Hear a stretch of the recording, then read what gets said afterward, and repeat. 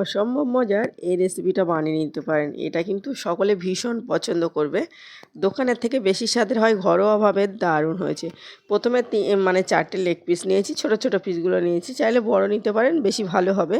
তো আমি পিসগুলো ভালোভাবে আগে থেকে ধুয়ে নিয়েছি আর এখন ছুরি দিয়ে একটু কেটে নিচ্ছি। এখানে চাইলে কিন্তু সলিড প্লেন পিসও নিতে পারেন, বুকের মাংসটা চিকেনের। আমি এভাবে একটু ছাড়িয়ে নিচ্ছি। প্রতিটা লেগ পিসগুলো এভাবে ছাড়িয়ে নিতে হবে। হাড় ছাড়া দিলে খুব তাড়াতাড়ি সফট হয়ে যায় আর খেতে অসম্ভব মজার হয়। এটা সকলেই কিন্তু আমরা ভীষণ পছন্দ করি। তো আমি সবগুলো এভাবে ছাড়িয়ে নিয়েছি।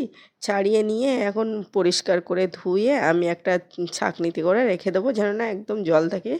এক্সট্রা জলটা একটা টিস্যু দিয়ে চেপে চেপে মুছে নিতে হবে। তো এই প্রসেসটা আমার রেডি হয়ে গেছে। দেখুন, এখানে আমি সাইডে সরিয়ে রেখে দিচ্ছি। বাকি প্রসেসটা আমি রেডি করে নেব। আমি এখন একটা পলিথিনের মধ্যে দিয়ে এভাবে একটু থেতিয়ে নেব। মানে এভাবে দিলে খুব কম সময়ে সফট হয়ে যায় আর খেতে ভালো লাগে। তো আমি ওই জন্য আমি এভাবে সবগুলো কিন্তু একটু চেপে চেপে নিলাম থেতো করে। তো এই তো সবগুলো একটু হালকা করে থেতিয়ে নিয়েছি, নিয়ে সাইডে সরিয়ে রেখেছি। এখানে দই নিয়ে নিচ্ছি, টক দই 3 টেবিল চামচ, আদা রসুন পেস্ট 1 টেবিল চামচ, আর স্বাদ অনুযায়ী লবণ, লঙ্কা গুঁড়ো 1 টেবিল চামচ, আর দিয়ে নিচ্ছি আমি এখানে হলুদ গুঁড়ো 1 টেবিল চামচ। যেমন ঘরে থাকা মশলা, এখানে মিট মশলা দিলাম 1 টেবিল চামচ। এটা জিরে, মরিচ আর ধনিয়া গুঁড়ো একসঙ্গে আছে ভাজা 1 টেবিল চামচ, সয়া সস 1 টেবিল চামচ। আর এখানে চাইলে কিন্তু একটু লেবুর রস দিতে পারেন, না দিলেও সমস্যা নেই, তবে সয়া সসটা দিলে খুব ভালো হয়। সয়া সস না থাকলে লেবুর রস দিতে হবে, অবশ্যই দিতে হবে। আর এখানে আমি তারপরে আমি একটু একটু করে এখানে 4 টেবিল চামচের মতো সরিষার তেল দিয়ে মেখে নিচ্ছি। এই তো মাখা ভালোভাবে কমপ্লিট হয়ে গেছে। মশলাটা যত বেশি ভালো হবে তত বেশি এই রেসিপিটা পারফেক্ট হবে। এখন আমি এই যে পিসগুলো, মাংসের পিসগুলো এভাবে মশলার মধ্যে মাখিয়ে আর ডুবিয়ে মাখিয়ে ভালোভাবে মাখিয়ে, তো এই তো দেখুন একটু সময় নিয়ে সবগুলো কিন্তু ভালোভাবে মাখিয়ে নিয়েছি। আর কিছুটা আমি প্লেন পিস নিয়েছিলাম, কিছুটা লেগ পিস। তো সমস্ত পিসগুলো একসঙ্গে মাখিয়ে এভাবে আমি ঢাকনা ঢেকে রেস্টে রেখে দেবো প্রায় 30 থেকে 40 মিনিট রাখতে পারেন, বা 1 ঘন্টা রাখলে কোনো সমস্যা নেই। আবার এটা কিন্তু সন্ধ্যাবেলা ইফতারিতে বানালে সকালে এভাবে মাখিয়ে রেখে দিতে পারেন 2 থেকে 3 ঘন্টা। যত বেশি রেস্টে থাকবে এই রেসিপিটা খেতে তত বেশি পারফেক্ট হবে আর কম সময়ে সফট হয়ে যাবে, একদম মুখে দিলে মিলিয়ে যাবে। তো আমি এই তো সবগুলো ভালোভাবে মাখিয়ে নিয়েছি। তারপর এভাবে মশলার মধ্যে চুবিয়ে আমি রেখে দিচ্ছি কিছুক্ষণ ঢাকনা দিয়ে ঢেকে। তো 1 ঘন্টা মতো রাখলে খুব বেশি ভালো হয়। এখানে সাইডে একটা আমি এই বোলের মধ্যে চিনি দিয়ে দিচ্ছি 3 টেবিল চামচ, স্বাদ অনুযায়ী লবণ 1 টেবিল চামচ লবণ দিয়েছি, 1 টেবিল চামচ ইস্ট দিয়েছি, ড্রাই ইস্ট। আর এখানে 2 কাপ পরিমাণ কুসুম গরম জল ব্যবহার করেছি, কোনো রকম দুধ ব্যবহার করিনি।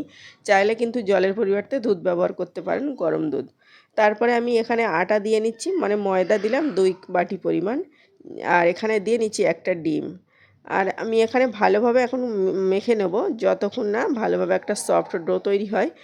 এখানে আমি আরও 2 কাপ আটা দিয়েছিলাম, যে কাপে জল দিয়েছিলাম 2 কাপ, সেই কাপের 4 কাপের একটু সামান্য বেশি এখানে আটা লেগেছে। তো এই পারফেক্টটা বুঝতে পারলেই কিন্তু ডোটা একদম রেডি হয়ে যাবে। তো একটু সময় নিয়ে এবারে কিন্তু আমি হাতে তেল দিয়ে দিয়ে মেখে নিচ্ছি। এই সময় তেলটা একটু বেশি করে দিতে হবে হাতে, আর মাখতে থাকতে হবে, তাহলে হাতে আর বেশি লেগে যাবে না, আর ডোটা মাখা পারফেক্ট হবে। এই তো ভালোভাবে মাখা হয়ে গেছে। এখন এই ডোটা আমি ওপর থেকে একটু তেল লাগিয়ে রেস্টে রেখে দিচ্ছি 30 মিনিট। 30 মিনিট পরে ডোটা যদি পারফেক্ট মাখানো হয় তা 30 মিনিট পরেই কিন্তু ফুলে যাবে। ডোটা যদি মাখাতে একটু গন্ডগোল হয়ে যায় তাহলে একটু লেট হয় ফুলতে, তবে যতক্ষণ না ফুলবে ততক্ষণ রেস্টে রাখতে হবে। তো দেখুন 30 মিনিটের মধ্যে ডোটা কেমন ফুলে গেছে। এখন আমি হাওয়াটা বার করে নিতে হবে। ডোয়ের মধ্যে প্রচুর পরিমাণে বাউলস হয়। একটা বোর্ডের ওপরে অল্প একটু তেল লাগিয়ে নিলাম, নিয়ে এভাবে ডলে ডলে মেখে নিচ্ছি। এই ডোটা ভালোভাবে মেখে নিলাম। এই তো ভালোভাবে মেখে নেওয়া হয়ে গেছে। এখন আমি ছোট ছোট করে লেচি কেটে নেব। এটা এই মাংসটার সঙ্গে যে কোনো কিছু বানিয়ে নিতে পারেন। সন্ধ্যাবেলা ইফতারিতে বলুন, যে কোনো সময় অতিথি আপ্যায়নে, সন্ধ্যাবেলা হঠাৎ করে কিছু খেতে চাচ্ছে, ভাজা পোড়া এমন কিছু খেতে মন চাইলে এই রেসিপিটা রাখতে পারেন। আর আমি কিন্তু সর্দিও করেছি আর অসুস্থ অবস্থায় ভয়েস দিচ্ছি, জানিও অনেক কিছু উল্টোপাল্টা হয়ে যাচ্ছে। একটা প্যান বসিয়ে নিলাম, আর প্যানের মধ্যে সামান্য একটু জল ব্রাশ করে নিতে হবে, বা ডোয়ের উপরে দিয়ে তারপর এটা দিতে হবে। প্রথমের দিকে তেল দেওয়া যাবে না।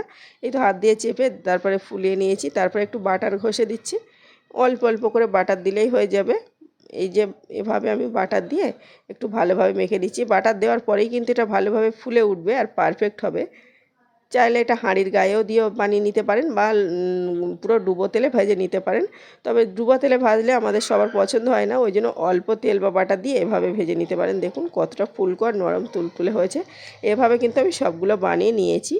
আর এদিকে আমি একটা মানে প্লেটে অল্প একটু বেসন নিয়েছি আর হলুদ গুঁড়া লবণ দিয়েছি অল্প অল্প করে, হাফ টেবিল চামচ করে একসঙ্গে মিশিয়ে নিচ্ছি। এই তো ভালোভাবে মেশানো হয়ে গেছে। এখন আমি ওই যে চিকেনের ম্যারিনেট করে রেখেছিলাম এখান থেকে এক পিস করে তুলে নেব আর এভাবে দিয়ে নেব। এটা কিন্তু সফট হয়ে যাবে যত বেশি রেস্টে রাখা হবে। আবারও বলছি বারবার যে রেস্টে রাখতে হবে বেশি সময় ধরে। তারপরে এভাবে এতে কোট করে নিচ্ছি, তাহলে মশলাটা কম পুড়ে যাবে আর খেতে ভালো লাগবে। এভাবে কোট করে নিলাম দেখুন। আর এভাবে গরম তেলের মধ্যে আমি ছেড়ে দেবো যতক্ষণ না সফট হয়ে আসবে। তো এভাবে আমি দুটো করে ভেজে নিচ্ছি। তো দেখুন একটু পরেই কিন্তু আমি উল্টে নিচ্ছি, একটু পরেই উল্টে নিলাম 1 মিনিটের পরে। তারপর আবারও 1 মিনিট পরে আমি আবারও উল্টে নিচ্ছি। আর গ্যাসটা একদম তেলটা গরম করে নেওয়ার পরে মিডিয়াম টু পুরো লোয়ে রেখেছিলাম, লো টু মিডিয়ামে রেখে এটা ভেজে নিয়েছি। তাহলে কিন্তু সফট হয়ে গেছে, 2 থেকে 3 বার উল্টে পাল্টে ভেজে নিয়েছি।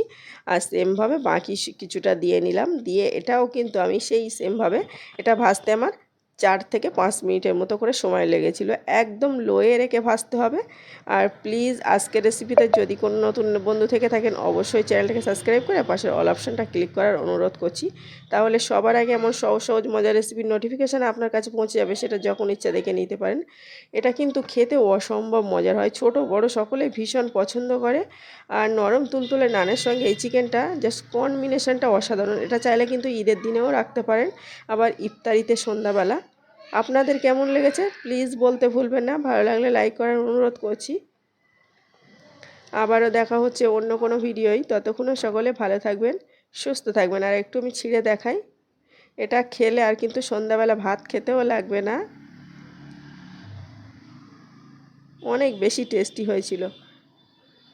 আমি এখন এগুলো ছিঁড়ে পিস পিস করে নিচ্ছি। আর দেখুন ছেঁড়াটা দেখলেই বুঝতে পারবেন যে কতটা সফট। আর ভিতরটা দেখুন পুরো ফুলে উঠলেই মানে ভিতরটা এমনই হয়।